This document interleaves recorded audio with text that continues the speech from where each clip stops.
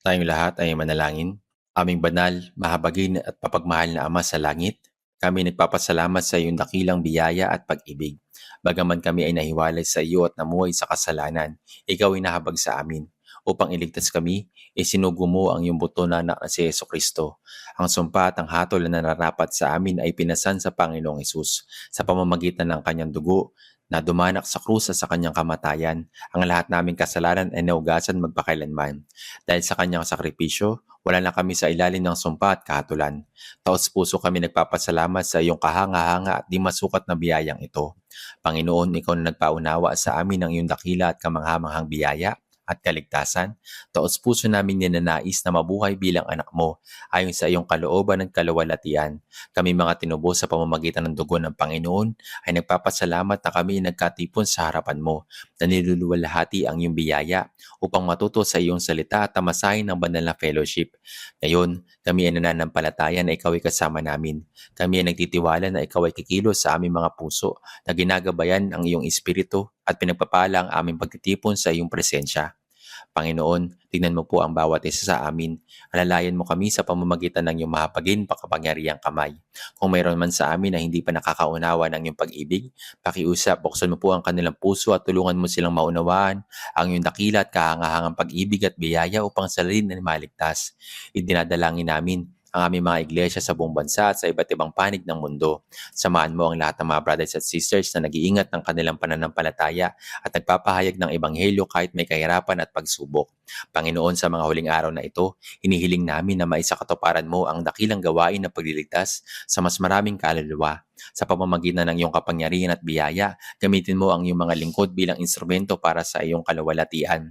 Panginoon, tapat ka nagbibigay ng salita na aming kinakailangan sa bawat panahon at nagtuturo ng daan na dapat naming lakaran. Sa oras na ito, tulungan mo kaming maunawaan ang mensahe sa banal at kalooban na nais mong ipahayag sa amin.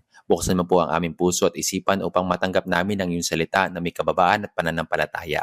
Pamahalaan mo ang aming buhay upang sa natitira naming buhay ay mamuhay kami na karapat-dapat sa iyong harapan.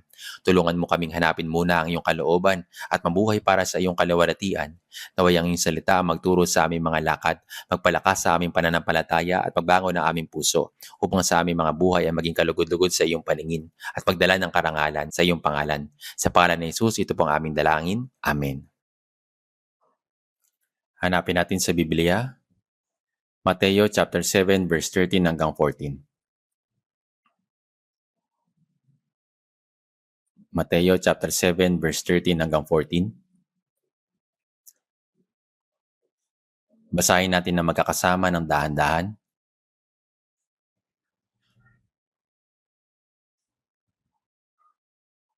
Mateo chapter 7 verse 13 hanggang 14. Basahin natin.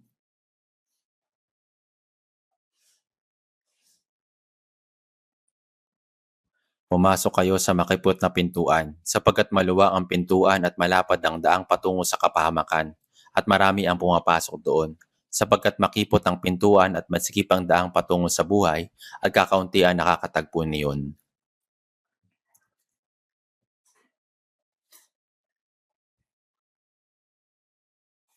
Ngayon, nais nating maglaan ng ilang oras upang pag-isipan ang talatang nabasa natin, ang mga salitang binigkas ni Jesus, at pag-iisipan ang kahulugan ng mga ito, pati na rin kung paano tayo dapat mamuhay bilang tugon sa mga ito. Sinabi ni Jesus, pumasok kayo sa makipot na pintuan. At sinabi rin niya, ang pintuan ay maluwang at malapad ang daang patungo sa kapahamakan at marami ang pumapasok doon. Ngunit makipot ang pintuan at masikip ang daan patungo sa buhay at kakaunti ang nakakatagpo niyon. Noon, kapag iniisip ko ang talatang ito sa Biblia, naiintindihan ko sa ibang paraan. Akala ko ang makipot na at maluwang na pintuan ay tumutukoy lang sa mananampalataya at hindi mananampalataya. Sa madaling salita, inakala ko na ang mga Kristiyano ay dumaraan sa makipot na pintuan at ang mga hindi mananampalataya ay dumadaan sa maluwang na pintuan. Sapagkat ang naisip ko, ang maniwala kay Jesus ay nangangahulugan na maraming bagay ang dapat sundin. Pagdalo sa church kapag linggo, ang manalangin, sumunod sa salita ng Diyos, at ang mamuhay ayon sa kanyang utos. Kaya inakala ko na ito ang makipot na pintuan at mahirap na daan. Sa kabilang banda, ang mga taong hindi naman nananampalataya ay maaaring mamuhay ng malaya ayon sa kanilang sariling kagustuhan nang walang ganong limitasyon. Kaya iniisip ko na iyon ay maluwang at madaling daan. Ngunit kalaunan, habang nagpapatuloy ako sa pag-aaral ng Biblia, naunawaan ko na hindi pala ito ang kahulugan ng talatang ito. Ang 200 ito ay hindi simpleng pagtukoy lamang sa mga mananampalataya at hindi mananampalataya. Ang mga hindi mananampalataya ay nasa kondisyon kung saan ang kanilang patutunguhan ay nakatakda na, kaya't hindi na kailangang mas lalo pang ipaliwanag iyon. Sa unang Pedro chapter 1 verse 17, mamuhay kayo na may takot sa panahon ng inyong pangingibang bayan. Mayroong kasabihan na kung titignan natin sa unang Pedro chapter 2 verse 11, mga minamahal, ipinapakiusap ko sa inyo bilang mga dayuhan at ipinatapon na kayo umiwas sa mga pagnanasa ng laman na nakikipaglaban sa kaluluwa. Mayroong itinuro sa mga kasulatan na nagsasabi na ang lahat ng mga tao ay parang mga manlalakbay sa isang paglalakbay. Ang manlalakbay ay isang tao na palagi nagpapatuloy patungo sa isang destinasyon. Hindi sila nananatili sa isang lugar ng permanente.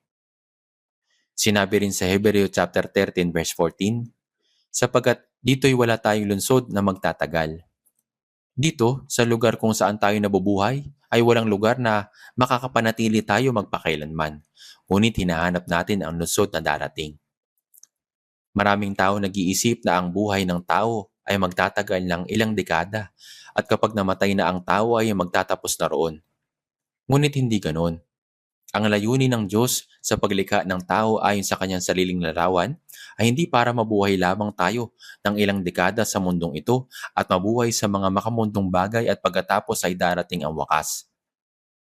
Kung titignan natin sa Ecclesiastes chapter 3 verse 11, ginawa niya ang bawat bagay na maganda sa kapanahunan niyon. Inilagay rin niya ang walang hanggan sa isipan ng tao.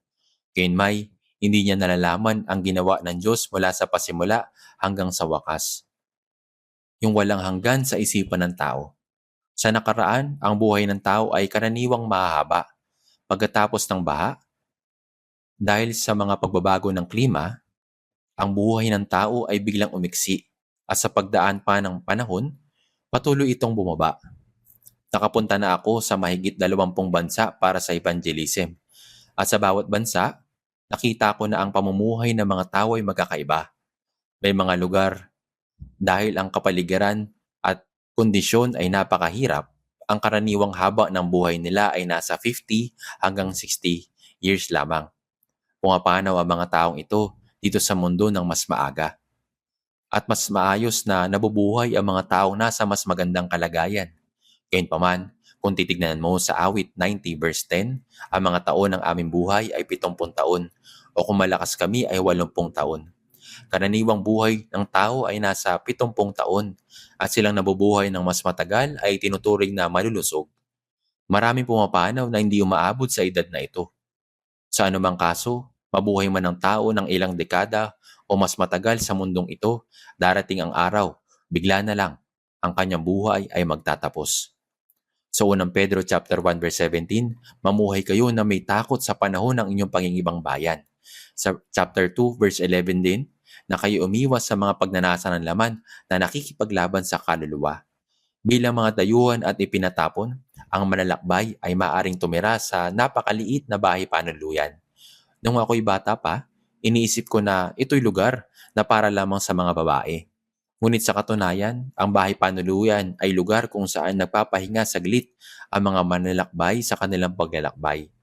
Maging simple o napaagarang hotel, ang manlalakbay ay kailangang lumisan muli kinabukasan. Mula sa parehong paraan, anuman ang ating pamumuhay sa mundong ito, makalipas ng ilang mga dekada, lahat tayo ay lililisan rin.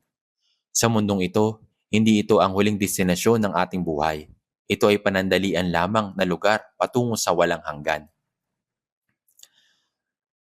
Kaya sa mundong ito, sa Hebreo chapter 13 verse 14, sapagkat dito'y wala tayong lungsod na magtatagal, ngunit hinahanap natin ang lungsod na darating.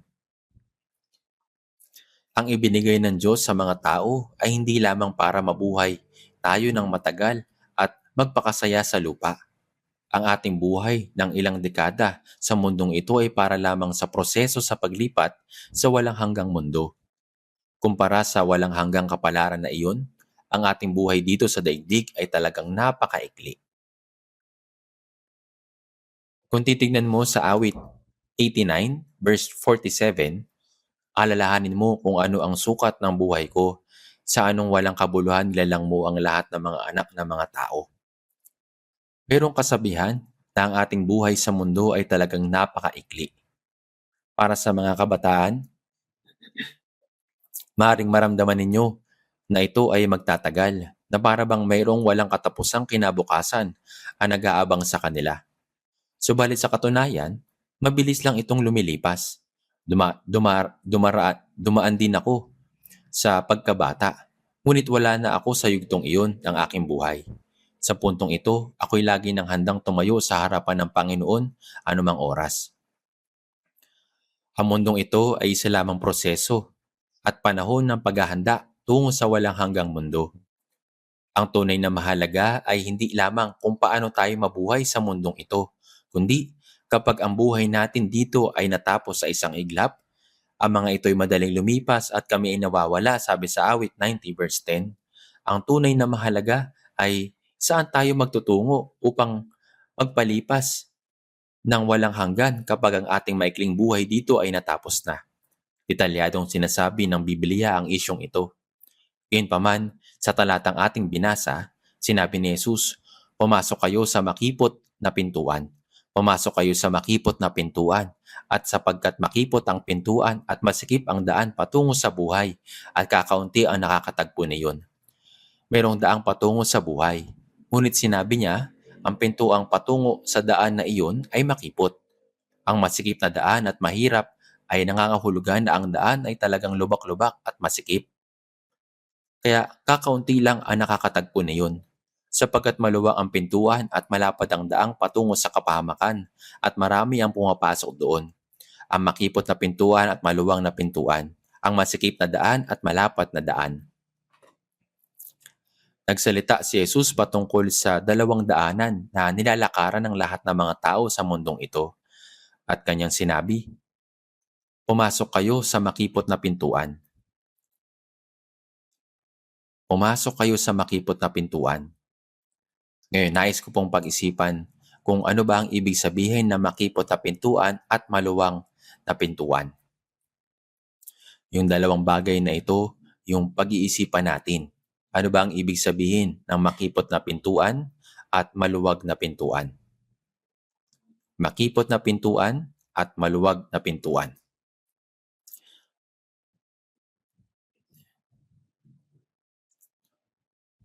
Sinabi ito mismo ni Jesus, pumasok kayo sa makipot na pintuan. Kung titignan po natin dito po sa Biblia, sa Lumang Tipan, nakalagay po dito, Deuteronomio chapter 30, verse 19.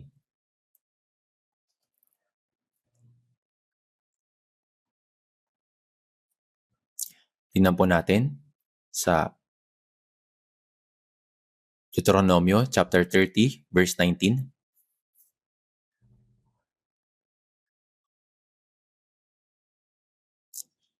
Deuteronomio chapter 30, verse 19.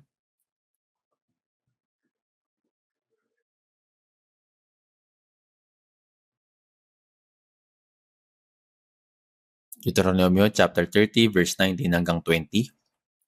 Tinatawagan ko ang langit at ang lupa bilang saksi laban sa iyo sa araw na ito, na aking inilagay sa harapan mo ang buhay at kamatayan, ang pagpapala at sumpa. Kaya't piliin mo at ang iyong binhi ang buhay upang ikaw ay mabuhay. Ibigin mo ang Panginoon mong Diyos, sundin mo ang kanyang tinig at manatili ka sa kanya. Aking inilagay sa harapan mo ang buhay at kamatayan, ang pagpapala at sumpa. Sinasabi niya sa atin na kanyang inilagay ang buhay at kamatayan, ang pagpapala at sumpa sa harapan ng lahat ng mga tao. Ang punto ay dapat piliin ng Israel ang buhay upang sila ay mabuhay. Sa harapan ng sangkatauhan, inilagay ang buhay at kamatayan, ang pagpapala at sumpa. Kaya iniutos ng Diyos, piliin mo at ang iyong binhi ang buhay upang ikaw ay mabuhay. Ang talatang gaya nito ay lumitaw ng maraming beses sa buong Biblia. Piliin mo at ang iyong binhi ang buhay upang ikaw ay mabuhay. Yung buhay at kamatayan, pagpapala at sumpa.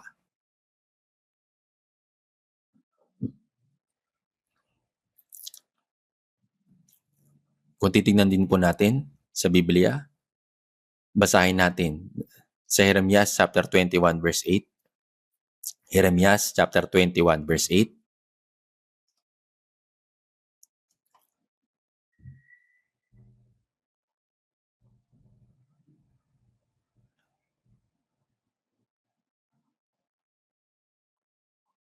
Para sa mga unang beses lamang dumalo rito, maaaring ninyong isipin, wow, ang mga tao dito sa church ay mabilis lang nilang nahahanap ang mga talata. Noon, sa ibang church, nang ako'y nagtanong sa kongregasyon upang hanapin ang isang talata, may isang leader na hindi man lamang niya malaman kung iyon ba ay nasa lumang tipan o bagong tipan. Pabalik-balik siyang naghahanap sa mga pahina at sa huli, hindi niya ito nakita. Dahil patuloy tayo nag-aaral ng Biblia dito sa ating church, kung matututo pa tayo ng kaunti, makakaya ninyo na ring mahanap ng mabilis ang mga talata gaya ng iba. Bukod pa rito, mas mauunawaan ninyo ang kahulugan ng mga salitang iyon ng mas malalim. Ngayon, tingnan natin sa Jeremias chapter 1, 21 verse 8. At sa sambayang ito ay sasabihin mo, ganito ang sabi ng Panginoon, inilagay ko sa harapan ninyo ang daan ng buhay at ang daan ng kamatayan. Sinabi niya, inilagay ko sa harapan ninyo ang daan ng buhay at daan ng kamatayan. Kapag nagsalita siya tungkol sa daan ng buhay at daan ng kamatayan, hindi siya nagsasalita tungkol sa isang bagay na nangyayari na habang nabubuhay tayo sa mundong ito, kundi siya nagsasalita sa atin na mayroong daang tungo sa walang hanggang daigdig, daang tungo sa langit at daang tungo sa impyerno. Piliin mo ang buhay upang ikaw ay mabuhay. Kailangan mong magdesisyon para sa iyong sarili kung saang destinasyon ka magtutungo. Sinabi ni Jesus, pumasok kayo sa makipot na pintuan. Pumasok kayo sa makipot na pintuan at sapagkat makipot ang pintuan at masikip ang daan patungo sa buhay at kakaunti ang nakakatagpo niyon.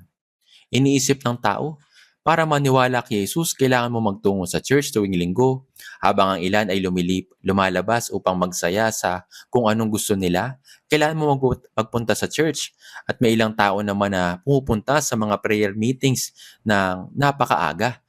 Dagdag pa nila, kailangan mong mabuhay alinsunod sa salita ng Biblia at may napakaraming bagay na naglilimita sa pang-araw-araw na pamumuhay. Dahil sa dami ng mga mahihirap na bagay, kung nais mong manampalataya ng tama, ito siguro ang masikip na daan. Ito ang mga iniisip ng tao, subalit hindi ito ang tinutukoy ni Jesus. Hindi siya nagtatangi sa pagitan ng mananampalataya at hindi mananampalataya. Ito ang dahilan kung bakit napakahalaga na maunawaan ng tama ang mga salitang ito. Ang sinasabi ni Jesus ay may dalawang uri ng tao sa mga mananampalataya. Ngayon, balikan po natin sa Mateo.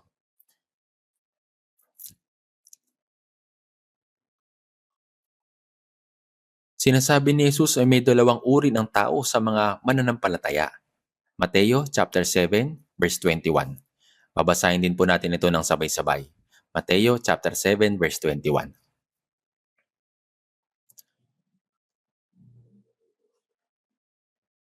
Mateo chapter 7 verse 21. Hindi lahat na nagsasabi sa akin, Panginoon, Panginoon, ay papasok sa kakarian ng langit, kundi ang gumaganap ng kalooban ng aking Ama na nasa langit. Sa mga salita ni Jesus, sinabi niya, lahat na nagsasabi sa akin, Panginoon, Panginoon. Ang mga hindi nananampalataya ay hindi tumitingin kay Jesus at nagsasabi, Panginoon, Panginoon. Itong mga tao ay sumasampalataya kay Jesus at nagsasabi ng Panginoon, Panginoon. Taon na ang nakalipas, bumisita ako sa isang prayer retreat center at mayroong mga estudyante doon ng seminaryo. Pinapanatili nila ang kwarto na mainit sa pamamagitan ng pagsisindi ng apoy. At kapag malapit nang mamatay ang apoy, sila umiiyak, Panginoon, Panginoon, Panginoon. Kahit na sila ay madulas, ay sasabihin nila, O Panginoon. Kapag nakahawak lang sila ng isang hiwa ng mansana, sinasabi nila, Panginoon. ng maraming ulit at mukha silang may malaking pananampalataya, subalit hindi po ito ganito. Kung sinabi ni Jesus, lahat na nagsasabi sa akin, Panginoon, Panginoon, ay papasok sa kari ng langit. Ito'y talagang kamangha-mangha. Subalit sinabi niya, hindi lahat ay papasok, kundi ang gumaganap ng kalooban ng aking Ama na nasa langit. Ibig sabihin, kahit na gaano pa tayo dumaing ng Panginoon, silang hindi gumaganap ng kalooban ng Diyos, ay hindi makakapasok sa langit. Kung gayon, ano ang kalooban ng Diyos? Ang isang Kristiyano ay dapat mabuhay ayon sa kalooban ng Diyos sa kanilang buong buhay. Sinasabi sa mga taga-Roma chapter 12 verse 2, huwag ninyong tularan ang sanlibutan ito kundi magbago kayo sa pamamagitan ng pagbago ng inyong pag-iisip upang mapatunayan ninyo kung alin ang mabuti, kasiyasiya at tubos na kalooban ng Diyos. Dapat nating makilala ang mabuti, kasiyasiya at tubos na kalooban ng Diyos at dapat tayong mamuhay ayon sa kaloobang ito. Ibig sabihin ba nito na ang mamuhay ayon sa kaloobang ito ng Diyos ay magdadala sa atin sa langit? Hindi po. Hindi rin po ganito ang ibig sabihin nito. Ang salita ni Jesus na, kundi ang gumaganap ng kalooban ng aking Ama na nasa langit ay makikita ang kahulugan sa 1 chapter 6 verse 40. Sapagkat ito ang kalooban ng aking Ama, na ang bawat nakakita sa anak at sa kanya'y sumampalataya ay magkaroon ng buhay na walang hanggan. Ito ang kalooban ng aking Ama. Ito ang sinabi ni Jesus upang maunawaan ang biyaya ng Diyos na ibinigay sa pamamagitan ng kanyang anak, si Jesucristo, at upang magkaroon ng buhay na walang hanggan, ito ang kalooban ng Diyos. Sinasabi sa Mateo chapter 18 verse 14, kaya't hindi kalooban ng iyong Ama na nasa langit na ang isa sa maliliit na ito ay mapahamak. Ang ibig sabihin ng sa pamamagitan ng kalooban ng Diyos ay kung ano ang ninanais ng Diyos. Ang mga tao ay nilikha ayon sa larawan ng Diyos. Kahit na ang isang tao ay mahirap lamang, binabaliwala ng iba at namumuhay ng hamak na buhay, hindi kalooban ng Diyos na ang kaluluwa ng taong ito ay mawasak. Sinasabi sa 1 Timoteo chapter 1 verse 15, tapat ang salita at nararapat tanggapin ng lubos. Sa 1 Timoteo chapter 2 verse 4, na nagnanais na lahat ng tao ay maligtas at makarating sa pagkakilala ng katotohanan. Ito po yung nasa 1 Timoteo chapter 2. Maraming mga talata na kagaya nito sa Biblia. Ang ninanais ng Diyos ay ang walang sino man ang mapahamak, kundi ang lahat ay maligtas. At sinasabi sa atin ng Biblia na ang Diyos ay matiga na naghihintay ng buong araw na gaya ng 1,000 taon upang ang lahat ng tao ay maligtas. Pagdating sa kalooban ng Diyos, pangalawa lamang ang kung paano natin ipapamuhay ang ating pang-araw-araw na pamumuhay. Ang una at pinakamahalaga ay ang matanggap muna ang kaligtasan. Sa 1 chapter 6 verse 40, sapagkat ito ang kalooban ng aking Ama, na ang bawat nakakita sa anak at sa kanya'y sumampalataya ay magkaroon ng buhay na walang hanggan. Ang makatanggap ng kaligtasan ay ang kalooban ng Diyos. Sa oras na matanggap natin ang kaligtasan ayon sa kalooban ng Diyos, doon lamang tayo makakapamuhay ng ayon sa kalooban ng Diyos, kundi ang gumaganap ng kalooban ng aking Ama na nasa langit. Ito ay nagsasabi na ang kalooban ng aking Ama ay ang sinumang nakakakita sa anak at sumampalataya sa kanya ay maunawaan ng biyaya ng Diyos at pagkakaroon ng buhay na walang hanggan sa pamamagitan ng pananampalataya. Ang magkaroon ng buhay na walang hanggan ang kalooban ng Diyos. Hindi lahat na nagsasabi sa akin, Panginoon, Panginoon, ay papasok sa kari ng langit. Kapag pupunta kayo sa church, sinasabi ninyo, Panginoon, Panginoon.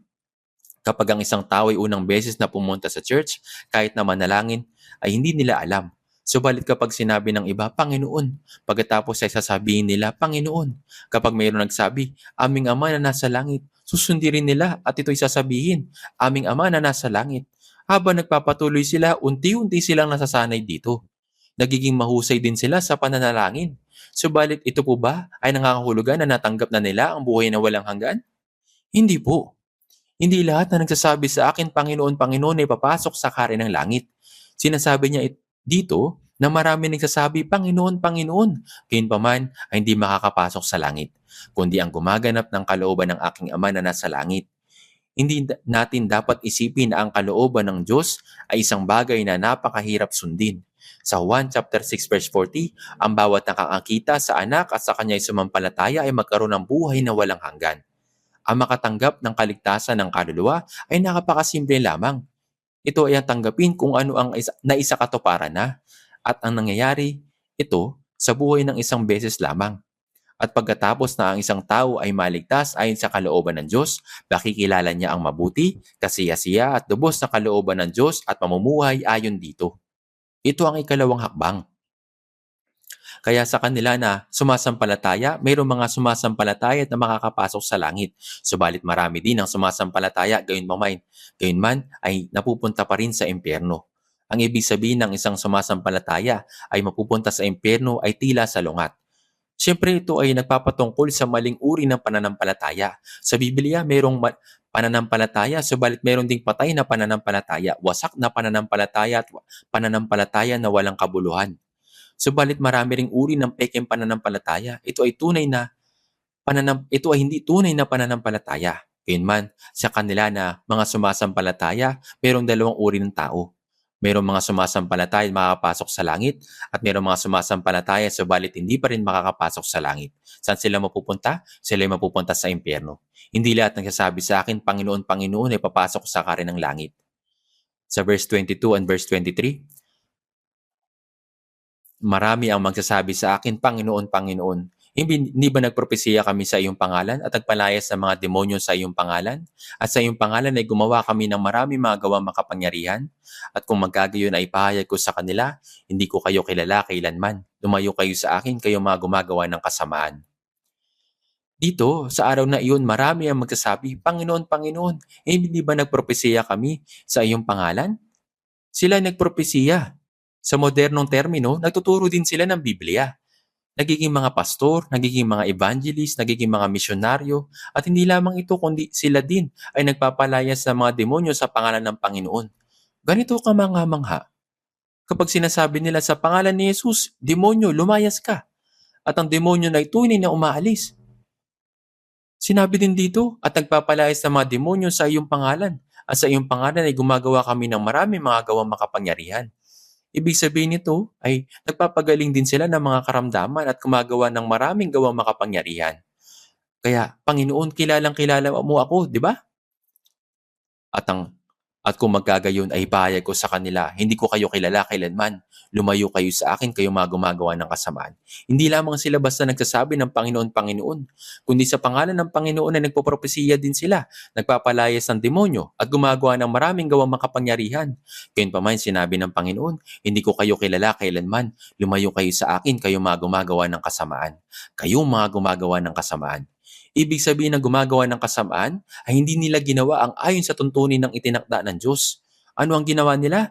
Inisip nila na sa pamamagitan ng paggawa ng mga bagay na iyon ay makakapasok sila sa langit. Ang isang taong naligtas ay hindi haharap sa Panginoon at magsasabi, Panginoon, ginawa ko ito at iyon sa iyong pangalan. Kaya Panginoon, nakikilala mo ako, di ba?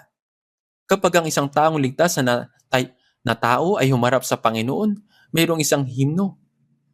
When I shall launch towards above, when I shall launch towards above and see my Father's face again, dressed in His righteousness alone, faultless to stand before the throne. Kapag tumayo tayo sa harapan ng Panginoon, hindi tayo haharap sa Panginoon na nagtitiwala sa ating sariling katwiran, kundi sa katwiran ng tagapagligtas. Ang katwiran ng Panginoon, ang biyaya, na nalalaman ninyo na ang Panginoon ay namatay at muling nabuhay para sa atin at walang hanggang pinatawad ang mga kasalanan ko at iniligtas ako ng walang anumang hinihinging kapalit. Sa pagtitiwala sa biyayang ito, makakatayo tayo sa harap ng Diyos na walang kasalanan at may kumpiyansa. Ang ating pamumuhay ayon sa kalooban ng Panginoon at bigyang kasiyahan ng Panginoon ay buhay na dapat mayroon tayo pagkatapos maligtas. Kapag isang tanggol ay ipinanganak, maging sila man ay maganda o pangit, ano man ang kanilang gawin, sila pa rin ay anak ng kanilang mga magulang.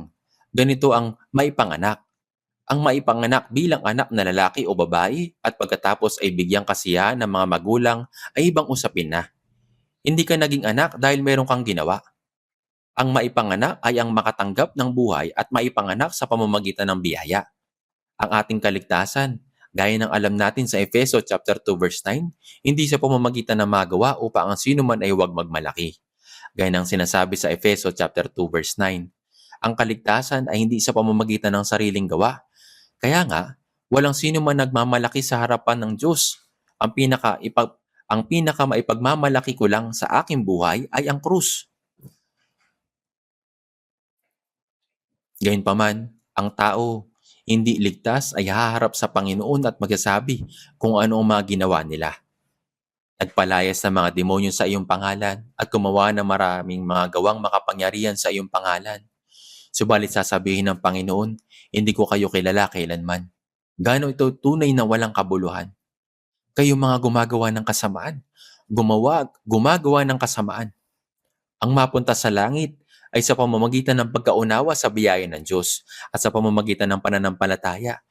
Subalit ang pag-iisip na ang isang tao ay tatanggapin ng Panginoon sa pamamagitan ng kanilang sariling gawa ay kasamaan sa paningin ng Diyos. Ang kaligtasan ay sa pamamagitan ng biyaya. Subalit ang pag-iisip na tatanggapin sila ng Diyos dahil sa mga gawa nila ay isang pangunahing maling pagkaunawa. Ito ay mali. Maraming mga tao ang kagaya nito. Hindi ba't sinasabi dito, maraming tao? Maraming tao ang kagaya nito. Kaya itong maluwang na pintuan at makipot na pintuan ay dalawang uri ng mananampalataya.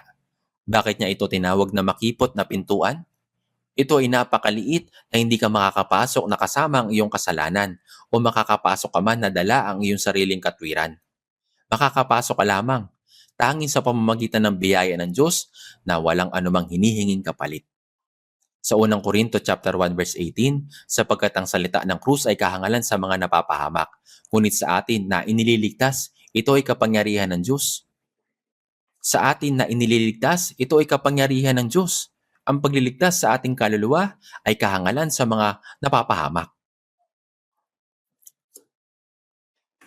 Kapag sinasabi natin na tayo ay inaring ganap sa pamamagitan ng kanyang biyaya, gaya ng sinabi sa Roma chapter 3 verse 24, ang mga hindi ligtas at kabilang sa kautusan ay sinasabi, paano mo naipagyayabang na ikaw ay ligtas na?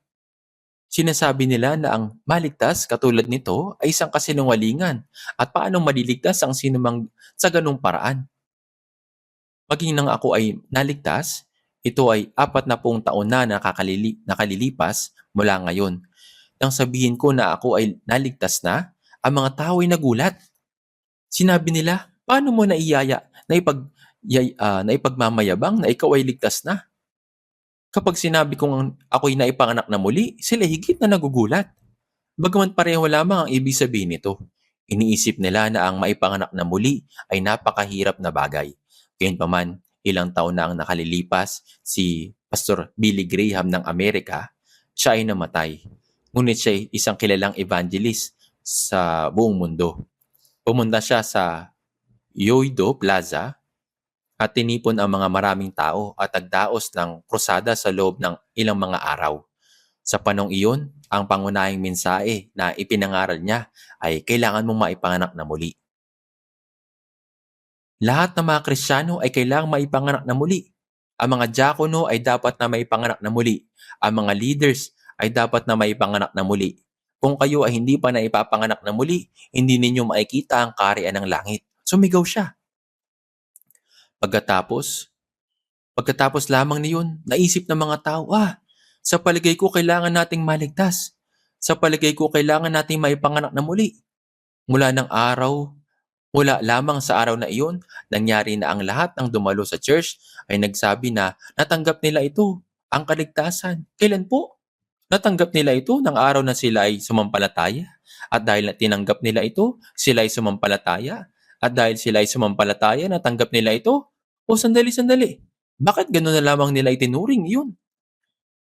Kaya ngayon, maging ang kasabihang maligtas ay naging uso. At lahat na nagsasabi na natanggap nila ito. Sinabi nila na natanggap nila ito mula ng araw na nagsimula silang dumalo sa church. Ang pagdalong iyon sa church ay pagsampalataya kay Jesus. Ang paggawa nito ng may kasipagan ay nangangahulugang manampalataya ng mabuti. At kapag sila ay nagbigay ng maraming offering, tatanggap sila ng malaking gantimpala. Ganito ang iniisip ng mga tao. Sa paningin ng Diyos, iyon ay labag sa batas at mali. Walang kaugnayan sa kalooban ng Diyos. Ang tanging paraan para makapasok sa hari ng Diyos ay sa pamamagitan ng mensahe ng krus. Subalit ipinangangaral namin ang Kristo na ipinangako sa krus sa isang na isang katitusuran sa mga Hudyo at kahangalan sa mga Hintil. Ngunit sa kanila ng mga tinawag, maging mga Hudyo at mga Grego, si Kristo ang kapangyarihan ng Diyos at ang karunungan ng Diyos. Ang krus, hindi ba ito'y isang kamangha-manghang kapangyarihan? Bakit ang walang kasalanang si Jesus ay nagdusa ng gayong kahihiyan, sakit at kamatayan para sa atin? Ito ay para iligtas ako, para iligtas ang bawat isa sa atin. Ang Panginoon ang tumanggap ng lahat ng sumpa at kahatulan na dapat tayo ang tumanggap. At sa pamamagitan ng pagwasak sa kapangyarihan ng kamatayan at muling pagkabuhay, pinatunayan ni Jesus na siya ang Kristo. Kaya naman pininiwalaan natin ang katotohanan ito. Naunawa natin na dakilang biyaya na naisakatuparan ni Jesus at sa pamamagitan ng pananampalataya natanggap ang kapatawaran ng mga kasalanan at kaligtasan. Para matanggap ang kapatawaran ng mga kasalanan, para maligtas, para magkaroon ng buhay na walang hanggan, at para maipanak na muli, lahat ng ito ay parehong bagay. Ngunit may mga tao na nag-iisip na kapag nagsikap sila bago ang kaligtasan, iniisip nila na naniniwala sila ng mabuti, bagaman hindi pa sila ligtas. Tingnan po natin sa Mateo chapter 15 verse 13. Mateo chapter 15 verse 13. Mateo chapter 15 verse 13 hanggang 14.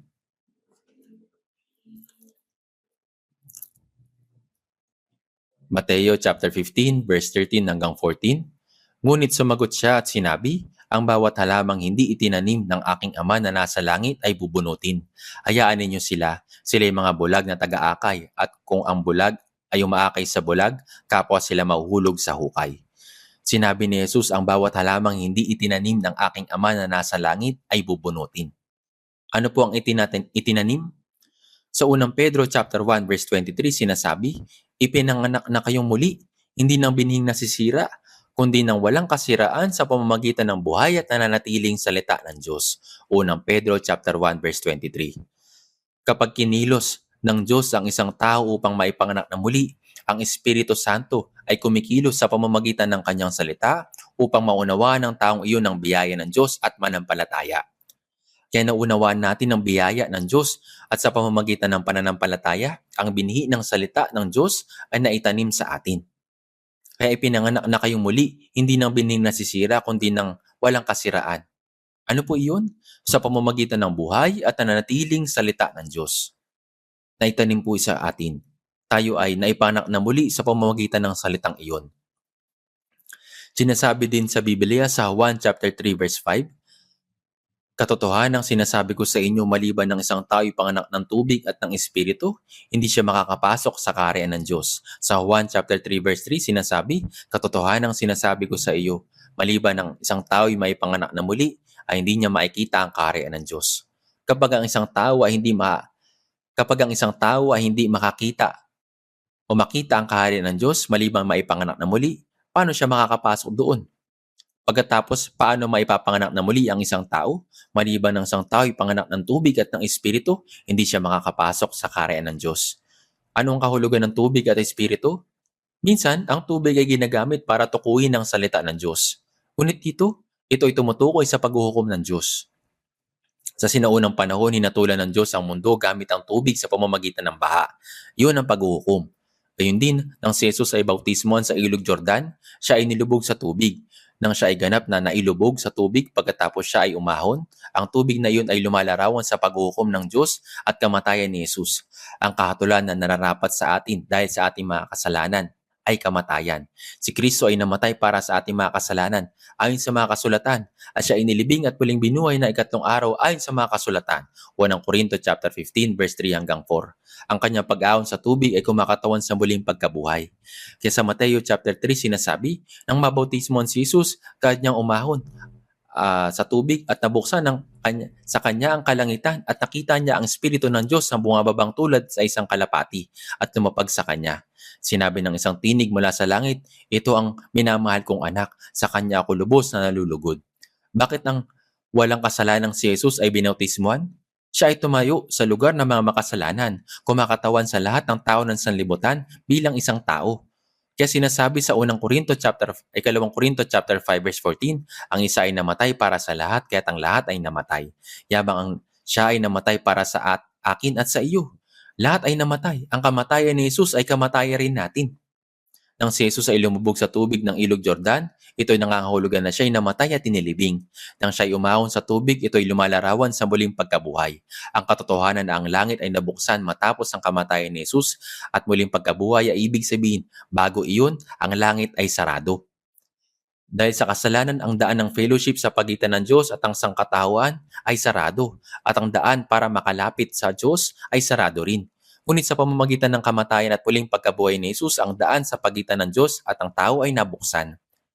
Nang mabautismohan si Jesus, kaagad siyang umahon sa tubig at natabuksan ng kalangitan at nakita niya ang Espiritu ng Diyos na bumababang tulad sa isang kalapati at lumapag sa kanya. Sinabi ng isang tinig, "Mula sa langit ito ang minamahal kong anak, sa kanya ako lubos na nalulugod." Gayunpaman, hindi na kailangan pa ng langit ay mabuksan partikular para kay Jesus, maging sa Diyos para ito ay ipahayag. Ito ang minamahal kong anak at sa kanya ako lubos na nalulugod. Sa pamamagitan ng kamatay at muling pagkabuhay, ang pader ng kasalanan ay na naghihiwalay sa Diyos at sa sangkatauhan ay napunit pababa. Ang Diyos, Espiritu Santo ay ibinigay sa sangkatauhan at sa pamamagitan ng Espiritu Santo, sinasabi ng Diyos sa mga sumasampalataya sa kamatay at muling pagkabuhay ni Jesus, ito ang minamahal kong anak, sa kanya ako lubos na nalulugod. Si Jesus ay anak na minamahal na ng Diyos at kanyang kinalulugdan. Kaya ang mga salitang ito ay hindi lamang sinabi para lamang kay Jesus, kundi para sa atin na naligtas kay Kristo. Kaya sa pamamagitan ng pagkaunawa sa pagsampalataya sa biyaya ng Diyos na nakita sa pamamagitan ng kamatay at muling pagkabuhay ni Jesus, kagaya ng sinasabi sa unang Pedro chapter 1 verse 3, sa pamamagitan ng kanyang malaking kahabagan ay muli tayong ipinanganak sa isang buhay na pag-asa sa pamamagitan ng muling pagkabuhay ni Jesucristo mula sa mga patay. Ang tubig ay tumutukoy sa kamatayan ni Jesus. Sa pamamagitan ng kamatayan ni Jesus, ang makatwirang paghuhukom na nararapat sa akin mula sa Diyos ay natapos.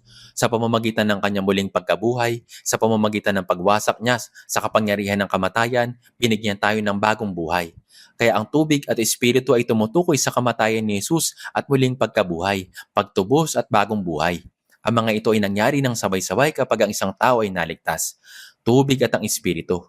Iniisip ng ibang tao ang tubig ay bautismo. Pagkatapos mabautismohan, kapag ang isang araw, ang kanilang buong katawan ay biglang nakaramdam ng init, iniisip nila na iyon ay Espiritu Santo. Mali po ito. Iniisip ng iba dahil sa tubig ay nabanggit ang pagluha at pagtulo ng sipon habang nananalangin, ang pagkakaroon ng kakaibang karanasan ay ang Espiritu Santo. Hindi ito ang tamang pagkaunawa. Ang tubig at ang Espiritu ay tumutukoy sa kamatayan ni Jesus at muling pagkabuhay, pagtubos at bagong buhay. Ang mga ito ay nangyari na magkakasama at sa pamamagitan nito, tayo ay naligtas. Ito ang paraan ng Diyos ng kaligtasan. Ngunit ang pahayag, ang bawat halamang hindi itinanim ng aking Ama na nasa langit ay bubunutin. Ibig sabihin na kapag ang isang tao ay hindi natanggap ang katubusan at bagong buhay sa pamamagitan ng kamatayan at muling pagkabuhay ni Jesus, ayon sa itinakdang paraan, kung gayon, ang pagbabautismo sa taong iyon, hindi pa naipapanganak na muli, sa taong hindi pa naligtas ay mali. Ang bautismo ay hindi nakakapagligtas ng tao. Ang tao ay tumatanggap ng bautismo bilang pagpapahayag sa harapan ng Diyos at ng mga tao na siya ay naligtas na. Ang mga naligtas, ngunit hindi nababautismohan, meron tayong baptism pool sa ating retreat center. Ito po ay bukal ng tubig pataas mula sa 300 meters underground. Alam niyo po ba ito? Ang bautismo ay ganap na paglubog sa tubig at ito ay para sa lahat ng mga naligtas. Kung ang isang taong hindi naligtas ay nabautismuhan, kagaya ng sinasabi ng isang tao, ang isang tuyong makasalanan ay naging basang makasalanan.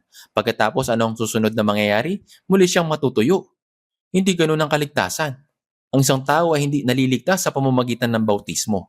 Sa halip, ang isang tao na naligtas ay tumatanggap ng bautismo bilang pagpapahayag sa harapan ng Diyos at sa harapan ng ibang mga tao na siya ay naligtas na.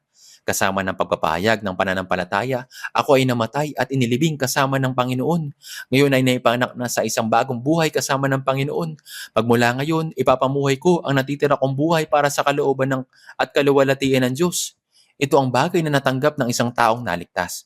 Kung ang isang taong hindi ligtas ay tumatanggap ng bautismo o gumagawa ng anumang bagay, ang taong iyon ay maaaring maging pastor, elder, deacon o gagawa ng maraming ibang bagay. Ngunit ang lahat ng iyon ay gawa-gawa lamang at gawa ng tao. Iyon po ay mali.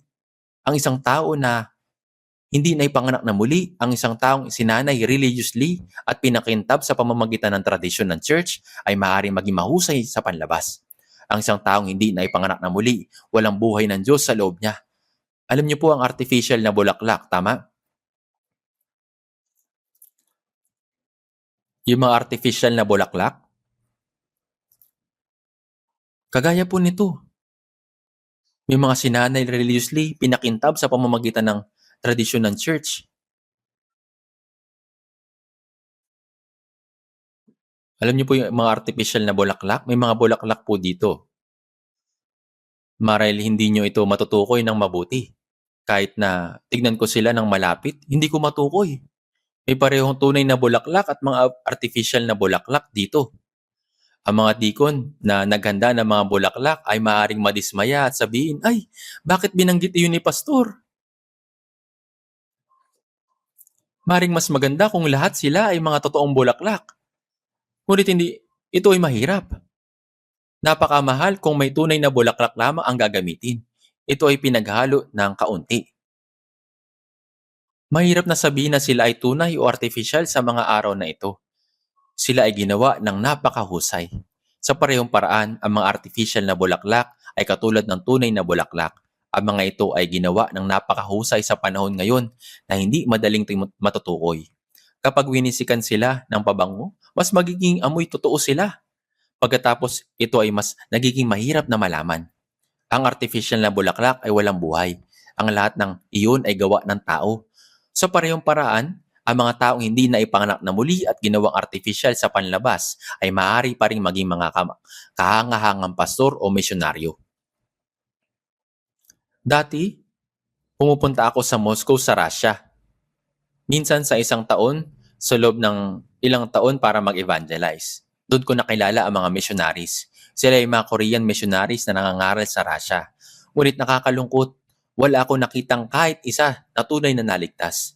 Tinipon ko rin ang mga Russian pastors at kinausap ko sila isa-isa para malaman kung anong uri ng pananampalataya ang meron sila. Nang tanungin ko sila kung sila ay naligtas na, sinabi nilang oo. Tinanong ko kung paano sila naligtas at sinabi nilang gumaling sila sa sakit habang nananalangin. Pinag-uusapan nila ito, ngunit hindi ito kaligtasan. Walang kaugnayan iyon. Hindi ko alam kung saan na ang mga taong iyon ngayon. Pero iniisip nila na ang mga kaligtasan ay nagpa siyang maniwala o ang gumaling habang nananalangin. Gaya ng mga ito. Nakilala ko rin ang mga Korean missionary sa Russia at tila wala ni isa ang tunay na naligtas. Anong ginagawa nila? Tinitipon nila ang mga tao sa isang simbahan, kumukuha ng mga litrato at pinapadala sa Korea. Pagkatapos ay para bang sila ay nag-evangelize at sinasabi nila na nagpapagal silang marangal. Nagpapagal silang mangaral sa mahirap na lugar. Kaya may mga tao nang nangangalap ng pondo para sa misyon at nagpapadala ng suporta. Iniisip ng mga simbahan na ang mga missionaries ay tunay na nagsusumikap sa pangangaral, ngunit hindi iyon ang nakita ko. Paano nga makakapangaral ang isang pastor na hindi pa naboborn again?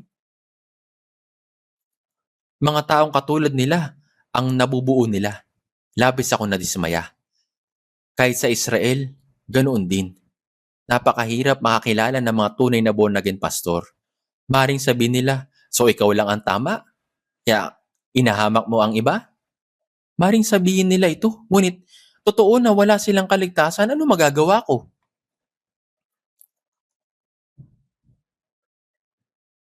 Sinasabi po nila na tayo lang ba ang tama? Kayo lang ang tama? Kaya ganun po ninyo inahamak ang iba? Ngunit totoo na wala silang kaligtasan, ano magagawa ko?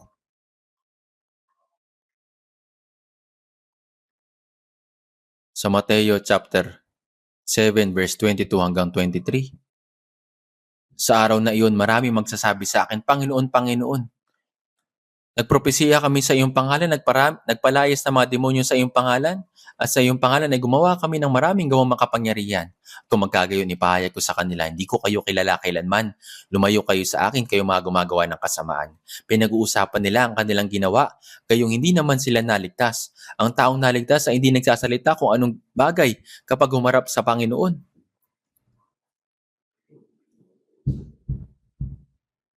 Gaya ng isang himno, kinakanta nila, di ba?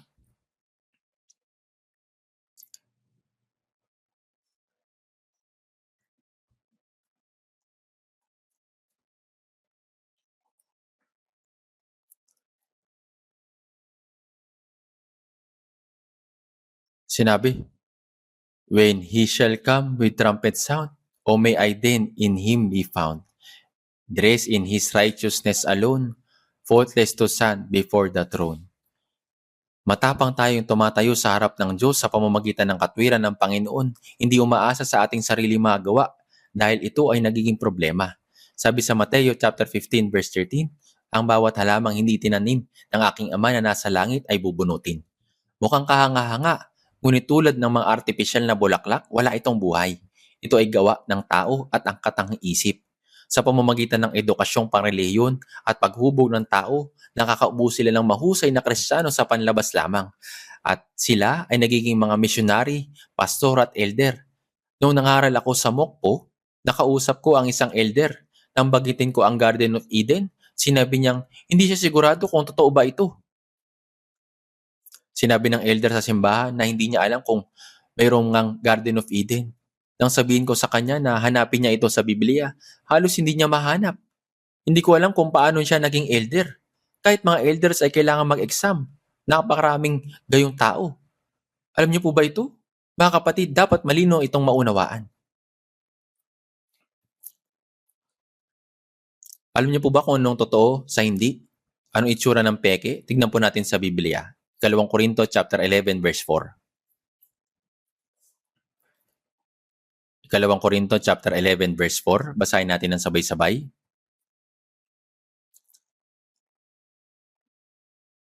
2 Korinto chapter 11 verse 4. Basahin natin. Sapagkat kung may dumating na nangangaral ng ibang Jesus na hindi namin ipinangaral, o kung kayo'y tumanggap ng ibang espiritu na hindi ninyo tinanggap noon, o ibang ebanghelyo na hindi ninyo tinanggap, kayo ay kaagad na napapasakop doon. Dito, sinabi ni Apostol Pablo na may mga nangangaral ng ibang Jesus na hindi nila ipinangaral. Nang ipinangangaral ni Apostol Pablo ang ebanghelyo, nakita niya ang ibang mga tao na nangangaral ng ibang Jesus kaysa sa Jesus na ipinangangaral ng apostol. Ibang ebanghelyo ang kanilang ipinangangaral at ibang espiritu ang kanilang pinapahiran. Ano ang kaya ang ibang espiritong iyon? Ito ay espiritu, ngunit hindi ang Espiritu Santo. Ito ang espiritu ng mga multo. 2 Korinto chapter 11 verse 4, kung kayo'y tumanggap ng ibang espiritu na hindi niyo tinanggap noon o ibang ebanghelyo na hindi niyo tinanggap, kayo ay kaagad napapasakop doon. Ano ang ibang Jesus? Ano ang ibang espiritu? Ano ang ibang ebanghelyo? Mga imitation o peke ang mga ito, mga replika. Ang mga peke ngayon ay kahanga-hanga at kapareho ng mga tunay. Ang mga relo or bag at marami pang iba ay mukhang totoo. Mas marami ang mga peke kaysa sa mga tunay. Sa isang gusaling tinatawag na church, maraming peking Kristiyano na walang kaligtasan ang nagtitipon at nagsasagawa ng peking pagsamba. May mga peking simbahan, peking pastor, peking diakono at higit sa lahat, mga peking ebanghelyo na hindi naglalaman ng pinakamahalagang bagay. Tumatalon sila, tumaawit, sinasabing, natanggap ko ang banal na espiritu, ngunit hindi ito ang Espiritu Santo. Ito ay ibang espiritu. Ibang ebanghelyo na hindi niyo tinanggap, kayo ay kaagad napapasakop doon. Mas tinatanggap ng mga tao ang mga peke kaysa tunay, ngunit hindi itinanim ng Diyos. Ang bawat halamang hindi itinanim ng aking Ama na nasa langit ay bubunutin. Ayon sa salita ng Diyos, bawat bagay na hindi nagmumula sa kapangyarihan ng Diyos ay bubunutin at susunugin. Kailangan nating malaman ito. Ang lahat ng mga bagay na kumakalat sa mundong ito ay gawa ni Satanas.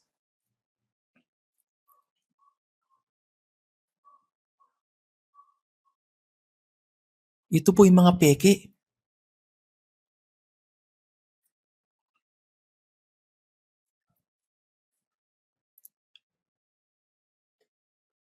Natanggap, mas tinatanggap ng mga tao yung mga peke kaysa sa tunay.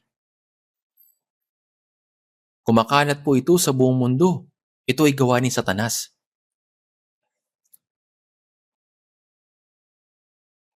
Tignan po natin. Dito sa Biblia sa 2 Korinto chapter 11 verse 13 to 15. 2 Korinto chapter 11 verse 13 hanggang 15. Basahin natin. Sapagkat ang gayong mga tao ay mga huwad na apostol, mga mandarayang manggagawa na nagpapanggap na mga apostol ni Kristo at hindi nakapagtataka sapagkat maging si Satanas man ay nagpapanggap na anghel ng liwanag. Kaya't hindi nakapagtataka na ang kanyang mga ministro naman ay nagpapanggap na mga ministro ng katwiran. Ang kanilang wakas ay magiging ayon sa kanilang magawa. Si Satanas ang nagkalat ng maling Jesus, ng maling espiritu at ng maling ebanghelyo.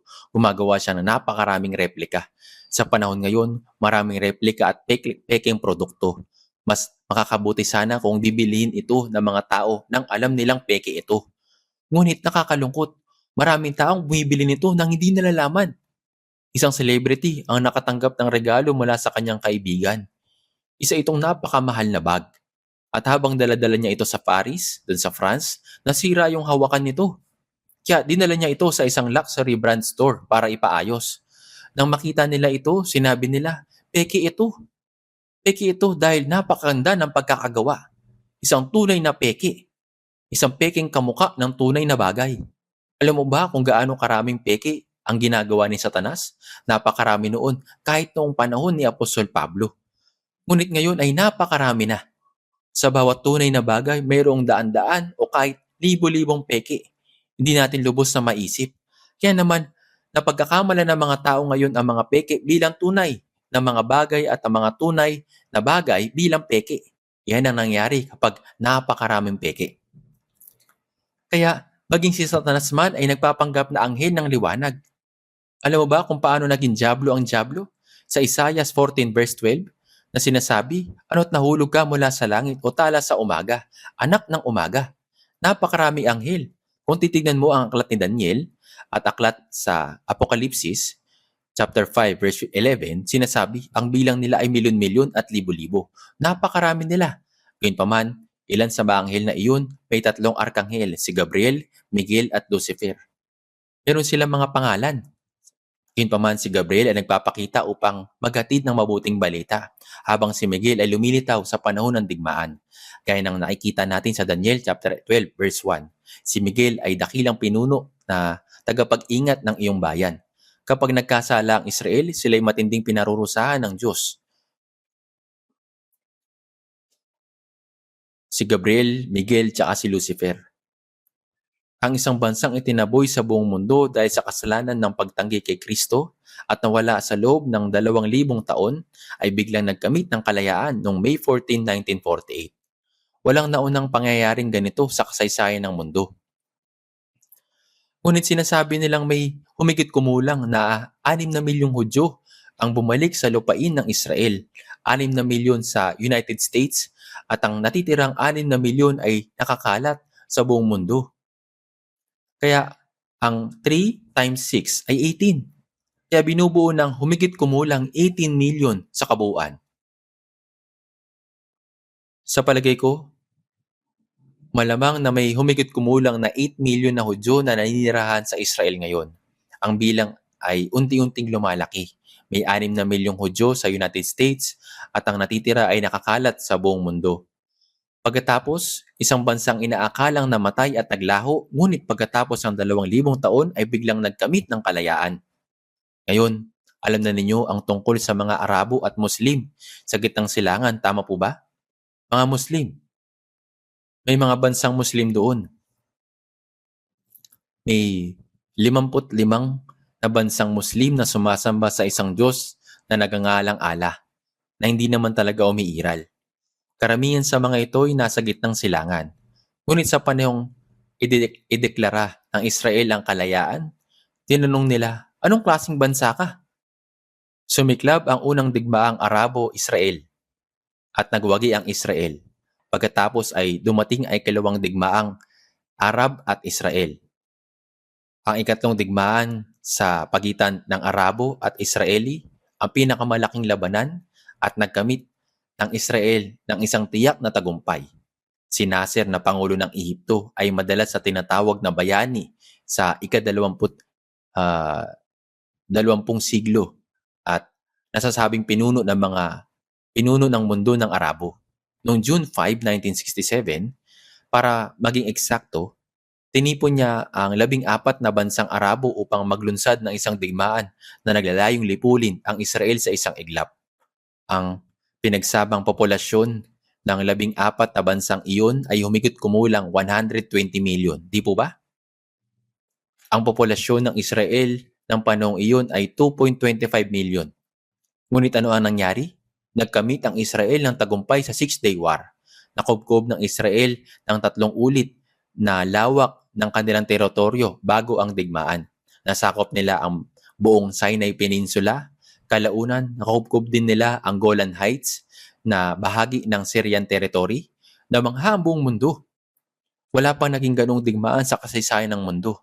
Nakubkob nila ang buong Sinai Peninsula, ngunit ibinalik ito sa Egypt noong nagkaroon ng peace talk. Gayunman, isang digmaan na naman ang sumiklab kalaunan. Nang inatake ng Hamas ang Israel, kamakailan lang, sinusubukan nilang burahin sa mapa ang Israel ng biglaan. Nagpapalipad sila ng libong missiles, tama po ba? Ano po nangyari? Mukhang mabubura na sa mapa ang Israel. Sa digmaang iyon, sinubukang wasakin ng Hamas ang Israel, ngunit ang Israel ay nagwagi. At 10,000 tao ang namatay. Nawasak ang Israel dahil nagkasala sila laban sa Diyos, ngunit ibinangon sila muli ng Diyos upang ipakita na hindi siya patay. Sa mga Hudyo ngayon, marami pa rin ang hindi naniniwala kay Jesus. Sa Tel Aviv, may pinakamataas na bilang ng mga homosexual sa buong mundo. Sa pangatlong beses kong pagpunta sa Israel, nagpunta ako doon upang mag-evangelize ng mga Hudyo. Ngunit nadismaya talaga ako. May ilan na naniniwala kay Jesus, ngunit akala ko na kapag ang isang Hudyo ay nanampalataya kay Jesus, lahat sila ay maliligtas. Ngunit hindi ganun sa mga taong iyon.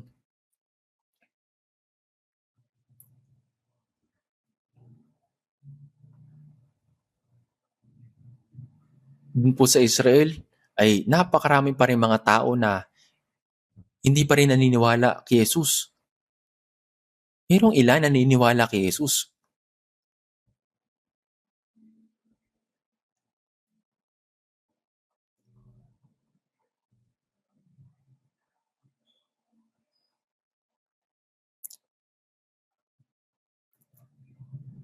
Anyway, mukhang determinado talaga sila na burahin sa mapa ang Israel.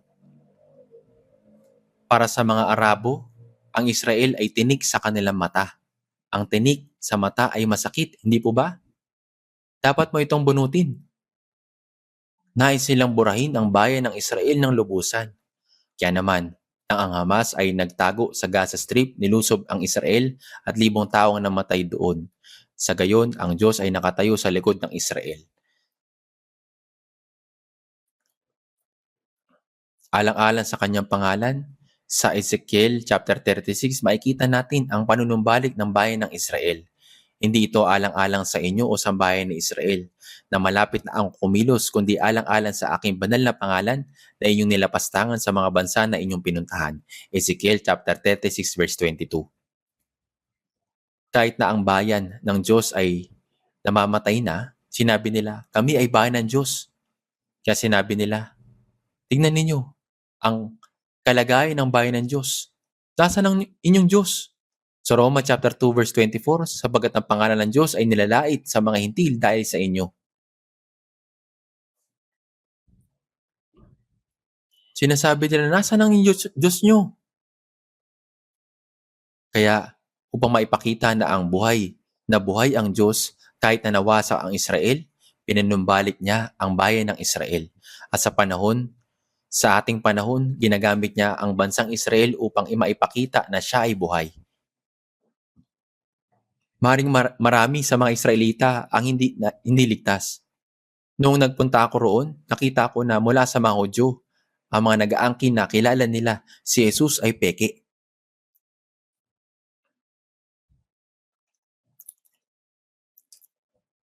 Sa panahon po natin ngayon, ginagamit niya ang bansang Israel upang maipakita na siya ay buhay. Pinunumbalik niya ang bayan ng Israel. Kaya para makita na yung Diyos ay buhay, kahit na nawasak na yung Israel, pinunumbalik niya ito.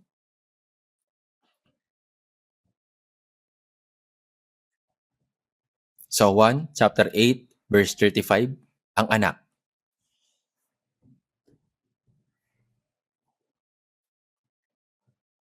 Yan, tingnan po natin sa 1 chapter 8 verse 35. Tingnan natin sa chapter 8 verse 35 ng sandali. Basahin natin. 1 chapter 8 verse 35. Basahin natin.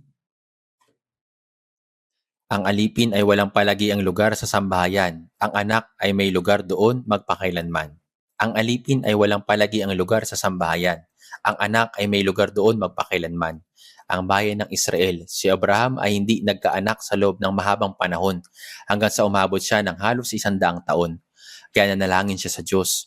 Ngunit sinabi ni Abraham, "O Panginoong Diyos, anong ibibigay mo sa akin? Yamang ako'y patuloy na walang anak at ang tagapagmana ng aking bahay ay si Eliezer ng Damasco."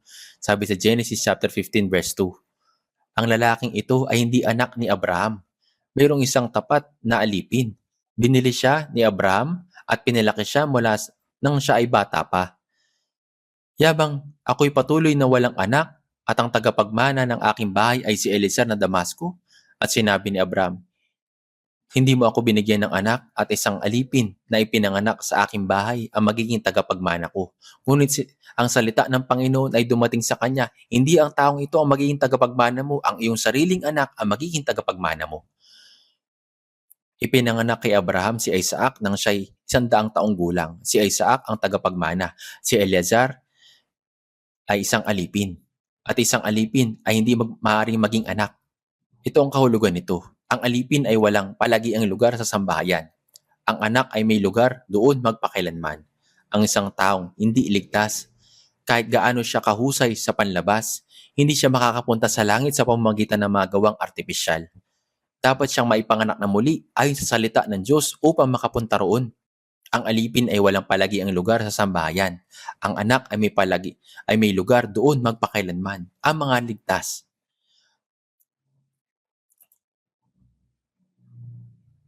Narinig ko minsan ang ganitong kwento. May isang hari ng isang bansa. Upang mabigyan ng magandang gantimpala ang mga anak ng kanyang bayan, nagbigay siya ng gantimpala sa mga mabubuti at tapat na anak. Pinamahagi sa kanilang lahat ng hari ang binhi ng bulaklak. Habang pinapamahagi niya ang binhi ng bulaklak, sinabi niya na palakihin nila ito ng maayos at dalhin sa kanya sa takdang panahon. Kaya kinuha nila ang binhi ng bulaklak, itinanim ang binhi at ibinigay ng hari at pinalaki ito ng maayos. At dumating ang araw na kailangan na nila itong dalhin at ipakita sa hari ang bulaklak na pinalaki nila. Ngunit may isang bata, kahit gaano niya diligan at alagaan ito, walang tumubong usbong dito. Seryosong problema ito. Ngayong araw ay kailangan niyang dalhin ang paso at ipakita ito sa harapan ng hari. Ang ibang mga bata ay masaya, nakapagpalaki ng magagandang bulaklak at dinala nila ito. Nang tignan ito ng hari, siya ay nagalit. Ang bata ay may hawak ng paso, walang laman, ay umiiyak. Tumutulo ang luha. "Bata, bakit ka umiiyak?" "Kamahalan, itinanim ko ang binhi ng bulaklak na ibinigay mo sa akin. Ngunit kahit anong dilig at pag-aalaga ang gawin ko, walang usbong na lumabas. Kaya dinala ko ito ng ganito lang." At sinabi ng hari, "Pinalaki mo ang pinakamagandang bulaklak. Nang ipinamigay ko ang mga binhi ng bulaklak, ang ipinamigay ko ay binhi ng bulaklak na pinakuluan na. Kung ang binhi ay ng bulaklak ay pinakuluan na at ipinamahagi, wala nang paraan na magkakausbong ito. Ngunit ano ang magagandang bulaklak na ipinalaki ng mga bata? Dahil walang umusbong na dun sa binhi, ibang binhi ang tinanim nila. Kaya sila ay labis na pinagalitan ng hari. Sinabi ko na dalhin ninyo ang inyong mabubuting puso, hindi dahil gusto ko makakita ng ganyang bulaklak. gaya ng labis niyang sinaway at pinagalitan ng ibang mga bata at binigay ang dakilang gantimpala sa bata na nagdala ng paso na walang laman. Hindi ba interesante ito?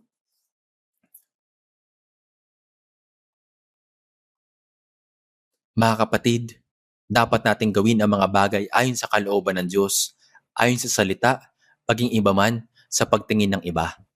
Ngunit gumagawa sila ng mga bagay na hindi ginawa ng Diyos at nag-iimbento ng peke. Ang mga ganitong bagay ay ayaw makita ng Diyos. Maging sa pamilya ni Abraham, dahil hindi magkaanak ng mahabang panahon si Abraham, ang kanyang asawa na si Sarah, dahil hindi magkaanak sa kanyang sarili, ibinigay niya si Hagar na kanyang alila. Siya ay babaeng Ehipsyo. Sinabihan niya si Abraham na magkaanak sa pamamagitan ng babaeng ito. Kaya si Abraham nagpanggap na wala na siyang magagawa. Kinuha niya si Hagar upang maging asawa. Hindi po ba? At ipinanganak sa kanya si Ismael. Sinabi ng Diyos, hindi iyan ang iyong anak. Sinabi ko na sa iyo, hindi siya ang magmamana. Ito ay lalaki na dapat ipinanganak mula sa iyong sariling katawan. At sinabi ni Abraham sa Diyos, naway mabuhay si Ismael sa harapan mo. At sinabi ng Diyos, hindi. Ang iyong asawang si Sarah ay tiyak na magkakaanak sa iyo at tatawagin mo siyang pangalang Isaac. Aking itatatag ang aking tipan kay Isaac na ipapanganak sa iyo ni Sarah sa panahong ito sa taong darating. Sinasabi na ang kahulugan ng pangalang Isaac ay tumawa sapagkat siya ay nagkaanak nang siya ay 100 taong gulang na.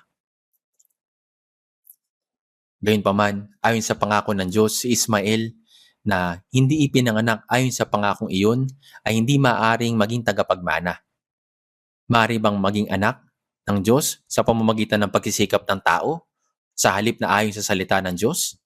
Ang gayong tao ba ay maaring maging manggagawa na ginagamit ng Diyos? Hindi. Hindi maaari. Hindi maaari na maging manggagawa siya na gagamitin ng Diyos.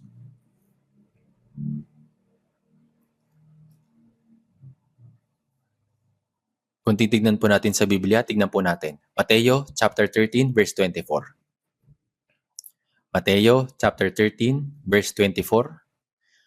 Simulan po nating basahin mula verse 24 hanggang 30. Mateo chapter 13 verse 24. Nagbigay siya sa kanila ng isa pang talinhaga na sinasabi, ang kaharian ng langit ay tulad sa isang tao naggasik ng mabuting binhi sa kanyang bukid. Ngunit samantalang natutulog ang mga tao, dumating ang kaaway at nagasik ng damo sa triguhan at umalis. Kaya't nang sumibol ang mga halaman at namunga at lumitaw rin ang damo at ang mga alipin ng puno ng sambahayan ay dumating at sinabi sa kanya, Panginoon, hindi ba't mabuting binhi ang inihasik mo sa iyong bukid? Saan kaya nanggaling ang mga damo? Sinabi niya sa kanila, isang kaaway ang gumawa nito. At sinabi sa kanya ng mga alipin, ibig mo bang kami pumaroon at tipunin ng mga iyon? Ngunit sinabi niya, wag, baka sa pagtitipon ninyo ng mga damo ay inyong mabunot pati ang trigo. Hayaan ninyong magkasama silang tumubo hanggang sa anihan.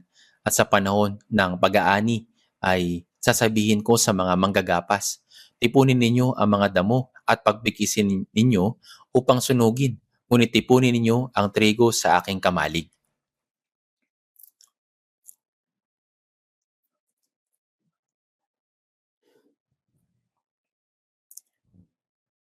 Tipunin muna ninyo ang damo at pagpigisin ninyo upang sunugin, ngunit tipunin ninyo ang trigo sa aking kamalig.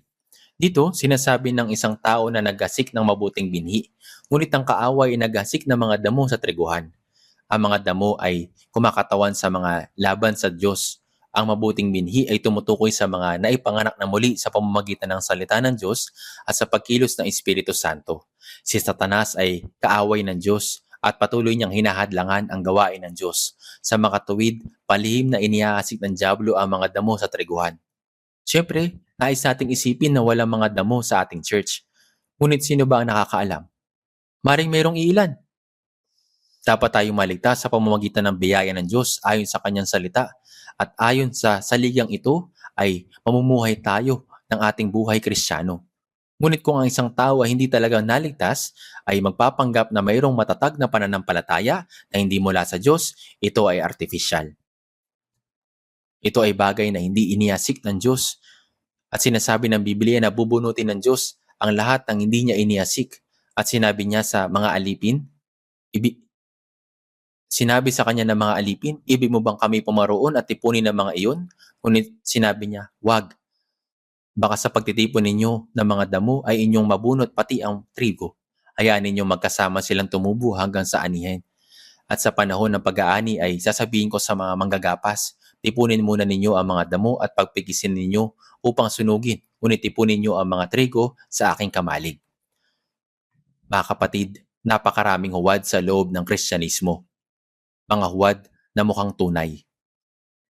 Maging ako ay nababahala na mayroong ganito sa ating iglesia. Sinusubukan ni Satanas na hadlangan ang gawain ng Diyos. Ang isang taong na ipanganak na muli ayon sa salita ay namumuhay ayon sa salita. Kapag ang isang tao ay naligtas, mayroong malino na ebidensya ng kaligtasan.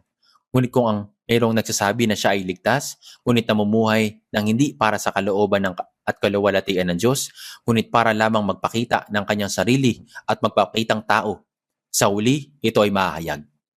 Kaya naman, sinabi ng Diyos, hayaan ninyo magkasama silang tumubo hanggang sa anihan at sa panahon ng pag-aani ay sasabihin ko sa mga manggagapas, tipunin muna ninyo ang mga damo at pagbikisin ninyo upang sunugin. Ngunit tipunin ninyo ang trigo sa aking kamalig. Kapag dumating na ang taglagas, ang trigo at damo ay agad na nakikilala. Ang ulo ng trigo ay nakayuko. Nakakita na ba kayo ng damo? Nakakita na po ba kayo ng damo at ng trigo? Yung trigo sa kamalig ay titipunin, pero yung damo ay pagbibikisin upang sunugin.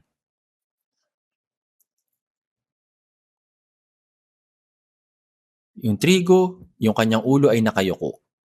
Nakita po na ba kayo ng damo? Maraming taon na nakalipas, ako ay nag-alaga ng parot sa bahay. Gusto ng parot ang damo. Sa tuwing ako'y kumukuha niyon, ay pinapakain ko sa ibon. At kinakain niya talaga ang mga ito. Kapag tumingin ka sa palayan, lahat ng palayan ay nakayuko ang ulo. Ngunit ang mga damo ay nakataas ang mga ulo. Sila ay mapagmataas. Ang kaibahan ay agad na nakikita. Ang mga damo ay bubunutin, pagkakasamang pagbibikisin at itatapon sa apoy.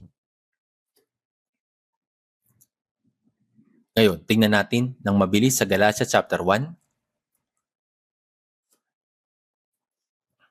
Galatia chapter 1.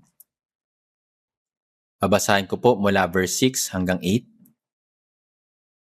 Galatia chapter 1, verse 6 hanggang 8.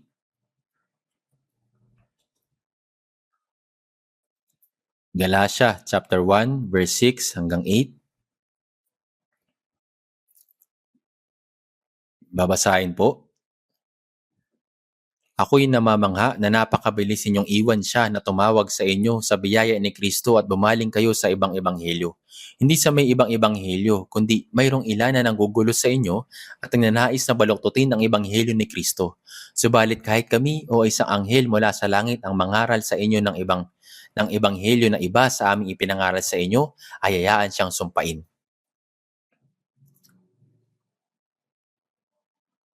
Si Apostol Pablo ay pumunta sa Galacia at ipinangaral ang ebanghelyo at ang mga tao sa Galacia ay naligtas.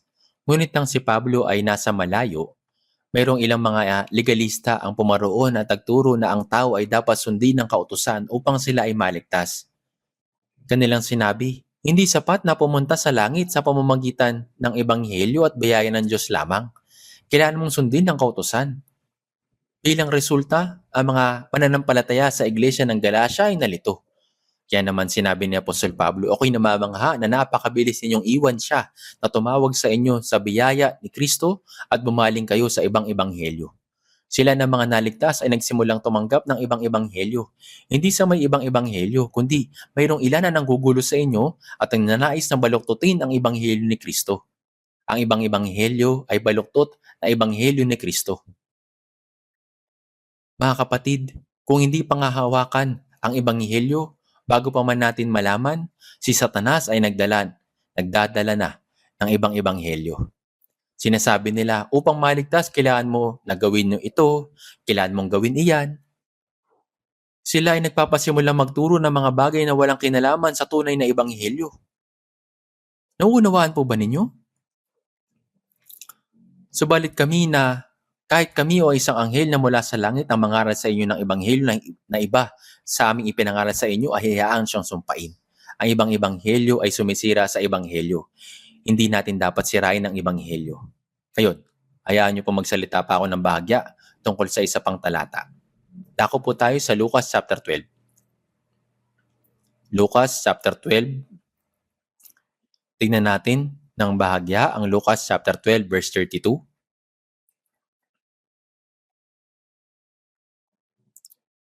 Lucas chapter 12 verse 32. Babasahin po natin ito ng sabay-sabay. Huwag kayong matakot, munting kawan, sapagkat nakakalugod sa iyong ama na ibigay sa inyo ang kaharian. Huwag kayong matakot, munting kawan. Ang mga ito ay salita ni Jesus. Bakit niya sinabi munting kawan? Sapagkat ang bilang ng mga taong naligtas ay kakaunti. Sinabi ni Jesus sapagkat makipot ang pintuan at masikip ang daang patungo sa buhay at kakaunti ang nakakatagpo niyon. Mateo chapter 7 verse 14.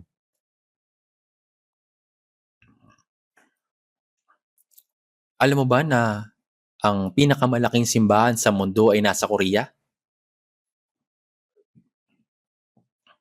Sa palagay ko, ang pangalawang pinakamalaking simbahan ay nasa Korea din. Ngunit ang tunay na tanong ay, kung sila ba ay mga tunay na simbahan? Humingi ako ng paumanhin sa pagsasabi tungkol sa malaking simbahan.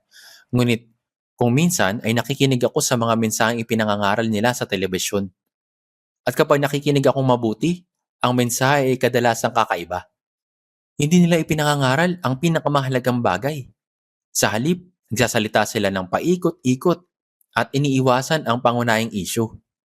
Iniisip ng mga tao na kung magsisikap sila at gagawin ang kanilang makakaya, maniniwala sila ng mabuti at mapupunta sa langit.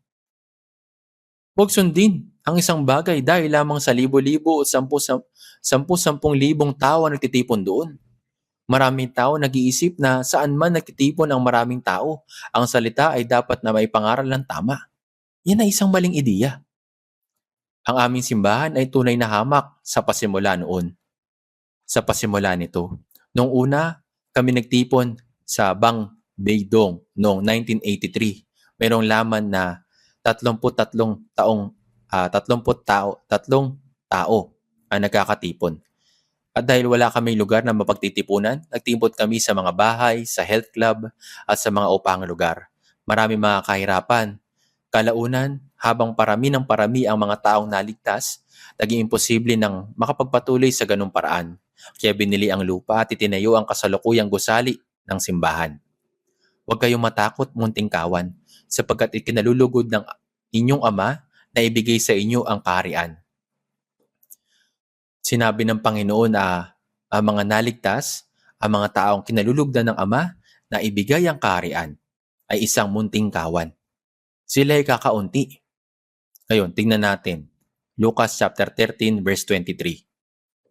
23 hanggang 24.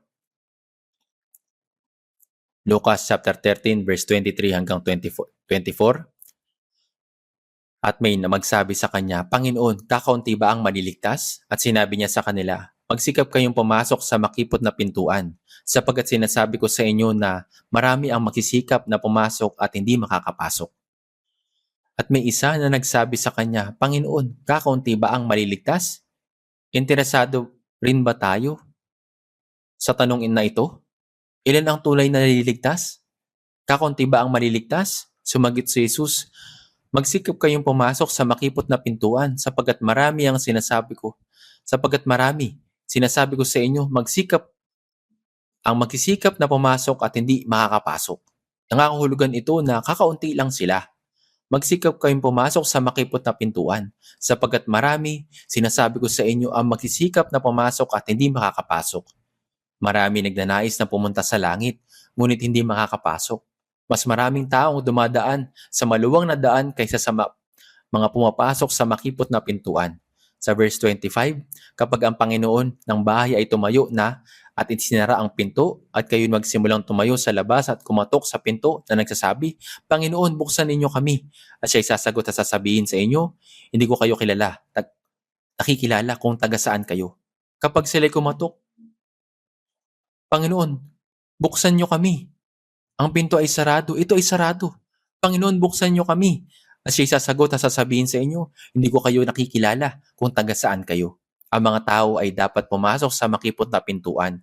Magagawa ito kaagad. Nangyayari ito kapag sila ay naligtas. Pagkatapos natin makapasok sa pintuan, dapat tayo lumakad sa ganung paraan sa buong buhay natin. Gayunpaman, dahil hindi sila pumapasok sa pintuan, sinasabi ng Diyos, hindi ko kayo kilala kung taga saan kayo. Hindi tinatanggap ng Diyos ang mga taong hindi pumapasok sa pintuan at umaakyat. Kahit na hindi sila naligtas, may ilang mga tao nagpapanggap na tapat at mabuti. Mali ito. Sa unang Korinto chapter 10 verse 5, ang mga tao ng Israel ay lumabas mula sa Ehipto at sila ay pumunta sa lupain ng Kanaan. Subalit hindi nalugod ang Diyos sa karamihan sa kanila sapagkat sila ibinuwal sa ilang. Unang Korinto chapter 10 verse 5. Mayroong 600,000 katao na mahigit 20 taong gulang noong panahong iyon. Gayunpaman, lahat ng pumasok sa lupain ng Kanaan ay 2 lamang, sina Josue at Caleb. Maliban sa kanila, lahat ng tao ay namatay na sa ilang. Kaya hindi gusto ng Diyos ang maraming tao. Sa unang Korinto chapter 10 verse 5, hindi interesado ang Diyos sa maraming bilang. Sa Kawikaan chapter 14 verse 12, mayroong daan na tila matuwid sa isang tao, ngunit ang mga daang tungo sa kamatayan ang dulo nito. Ang kanilang daan ay tila matuwid, ngunit ang dulo nito ay impyerno. Lahat may mga salitang katulad nito. Mayroong daan na tila matuwid sa isang tao, ngunit mga daang tungo sa kamatayan ang dulo nito.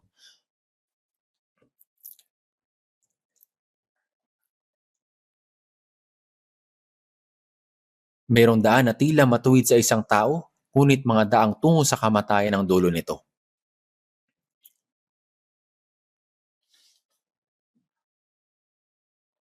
Daang tungo sa kamatayan ang dulo nito.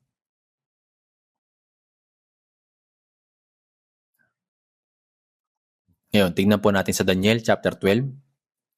Tignan natin sa Daniel chapter 12.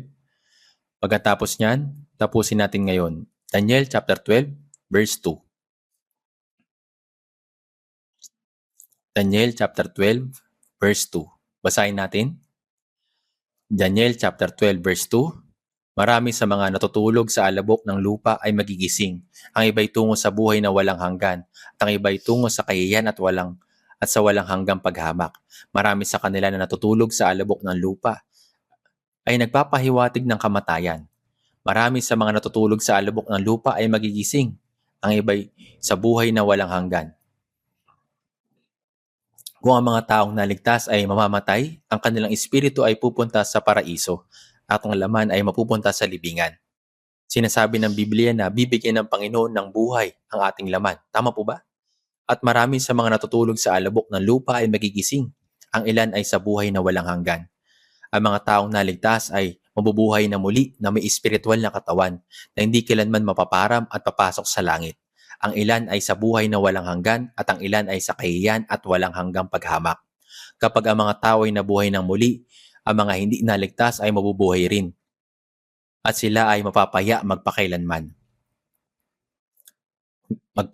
dun sa impyerno. Sa verse 3, silang mga pantas ay sisikat na parang liwanag ng langit at silang mga magbalik ng marami sa katwiran ay parang mga bituin magpakailanman.